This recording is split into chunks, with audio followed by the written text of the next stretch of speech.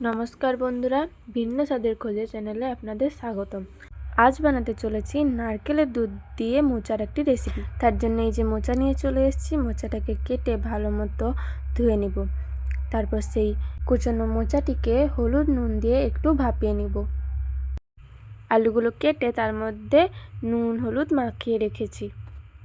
আর এদিকে শুকনো লঙ্কা, গোটা গরম মশলা, আদা রসুনের পেস্ট, চিংড়ি মাছে নুন হলুদ মাখানো, কুচনো টমেটো, কুচনো পেঁয়াজ।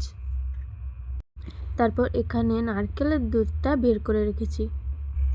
তারপর কড়াই গরম করে তার মধ্যে সরষের তেল দিয়ে দিব। তারপর তাতে কুচনো আলু দিয়ে একটু নাড়াচাড়া করে ভেজে নিব। ভাজা হয়ে গেলেই একে একে করে সবগুলো তুলে নেব। সেই তেলে আবার চিংড়ি মাছগুলো ভেজে নিব। এইভাবে নাড়িয়ে চাড়িয়ে ভাজা হয়ে গেলেই চিংড়ি মাছগুলো তুলে নিব। সেই তেলে আবার কিছুটা তেল অ্যাড করে শুকনো লঙ্কা দিয়ে একটু ভেজে নিয়ে গোটা গরম মশলা সাথে কুচনো পেঁয়াজগুলি তার মধ্যে দিয়ে দিব।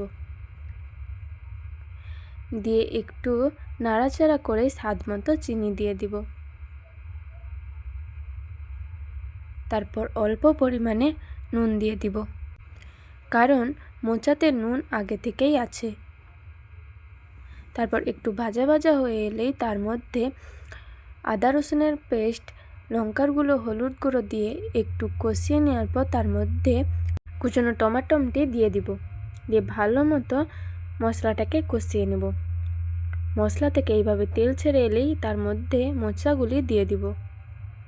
দিয়ে ভালো মতো মিশিয়ে নেওয়ার পর একটু নাড়িয়ে চাড়িয়ে তার মধ্যে ভেজে রাখা চিংড়ি মাছগুলি দিয়ে দিব।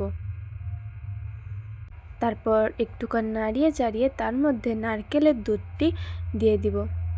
দিয়ে ভালো মতো ফুটিয়ে নিয়ে লাস্টে শাহি গরম মশলা দিয়ে নামিয়ে নিলেই তৈরি আপনাদের নারকেলের দুধ দিয়ে মোচার রেসিপি।